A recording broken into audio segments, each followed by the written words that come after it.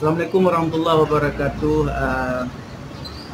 Perkenalkan saya Zulfikar. Hari ini saya akan mencoba untuk mengajar sesuai yang ada di tugas di Papua, yaitu mengenai rekayasa prokreasi. Ini sudah ada di samping saya guru senior di sini yang akan mengobservasi ketika saya mengajar di lab komputer. Oke, terima kasih Pak Zulfikar. Sesuai dengan materi yang sudah Bapak siapkan yaitu di Papua, rekayasa prompt untuk kreasi konten. Berarti salah satu apa yang aplikasi yang Bapak ambil di sini? Untuk melanjutkan rekayasa prompt ini memang banyak aplikasi yang bisa digunakan, tapi saya melihat siswa sekarang lagi booming-boomingnya menggunakan ChatGPT, jadi saya nanti akan mencoba memberikan share kepada siswa itu mengenai aplikasi ChatGPT. Oke, terima kasih Pak. Kira-kira menyangkut dengan penyiapan fisikis siswa untuk materi ini, apakah sudah diberi pemahaman sebelumnya? Ya, di sini sebelum saya masuk di bab ini, minggu-minggu yang lalu saya sudah menjelaskan kepada mereka bahwa penting kita mempelajari ini hanyalah untuk mempermudah. Jadi bukan landasan dasar mereka harus berpacu dan mengambil semua informasi sini. Ini hanya untuk membantu. Nah, jadi siswa di sini hanya di aplikasi ini membantu mereka, di mana mereka akan sangat-sangat mudah dalam memperoleh informasi ketika kita memang tidak ada pada saat mereka butuhkan. Oke, berarti intinya mengaitkan pembelajaran itu selanjutnya dan pembelajaran ke belakang itu saling berketerkaitan Pak Fikar, ya? Iya, saling berkaitan. Oke, terima kasih Pak Fikar. Itu saja. Assalamualaikum warahmatullahi wabarakatuh. Waalaikumsalam warahmatullahi wabarakatuh. Pada kesempatan kali ini, sebelum kita mulai pelajaran, kita ucapkan puji syukur dulu kepada Allah Maha Kuasa yang telah memberikan rahmat kepada kita. Yang mana hari ini kita masih bisa bertemu dan masih sehat-sehat semuanya.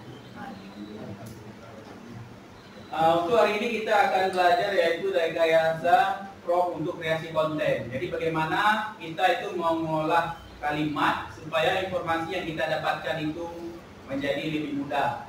Jadi kita tidak harus bersusah payah dalam mencari sebuah informasi. Kita cukup mengetik bahasa yang bisa dimengerti dengan sangat mudah.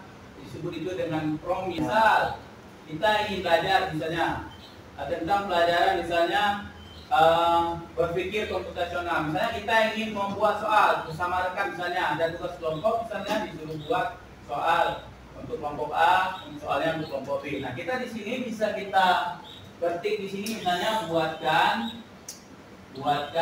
misalnya 10 soal esai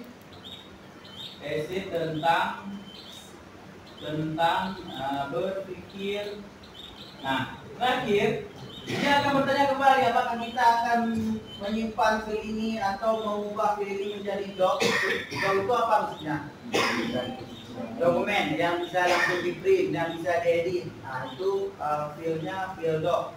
Kalau PDF dia sudah siap saja, ya kan? Nah, jadi kalau kita ingin, apakah kamu ingin? Ya jawabannya. Misalnya, ya jawabannya. Dia langsung akan mengcompile atau membuat dengan prompt kita akan membuat menjadi suatu dokumen yang 10 soal yang kita buat tadi. Terima kasih Pak Fikar. Sesuai dengan hasil practicing Pak Fikar tadi, saya selaku guru yang sudah Bapak anggap senior, sesuai tema atau modul rekayasa prompt untuk kreasi konten tadi sudah saya saksikan bagaimana cara Pak Fikar menyampaikan materi. Yang pertama dari yang saya lihat, Bapak tidak mendemonstrasikan sesuatu yang terkait dengan tema. Kemudian Bapak sepintas tidak menyampaikan manfaat materi pembelajaran ini. Kemudian menyampaikan rencana kegiatan misalnya apakah secara individual, apakah secara kelompok atau bersifat observasi. Saya kira itu saja Pak yang perlu Bapak tidak. Oke, terima kasih Pak. Ya, Pak. Terima kasih atas bimbingannya Pak. Semoga ke depan saya mampu menjalankan tugas dan bisa mengajar sesuai dengan tahapan-tahapan yang ada di modul ajar saya. Demikian Pak. Terima kasih Pak.